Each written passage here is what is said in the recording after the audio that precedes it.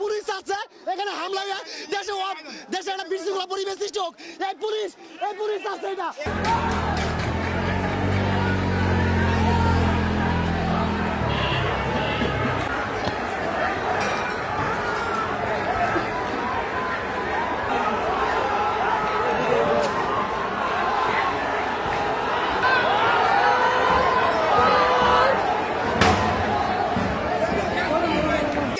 আজকে স্বরাষ্ট্র উপদেষ্টা কি ভূমিকা পালন করতেছে এই মায়ের মধ্যে, এখানে কি করতেছে আর আজকে দুপুরে কি করছে এটা আপনারা দেখেন।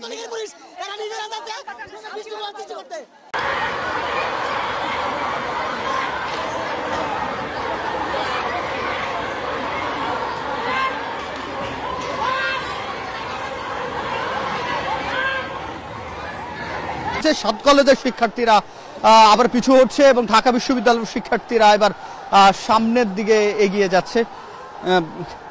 ঢাকা বিশ্ববিদ্যালয়ের শিক্ষার্থীরা একেবারে পুরো জায়গাটি আবারও দখলে নিয়েছে, পাল্টা ধাওয়া দিয়ে সাত কলেজের শিক্ষার্থীদেরকে এই পাশ থেকে বিদায় নিয়েছে বলা যায়, এবং যে উত্তেজনা সেটি আরো বাড়ছে এবং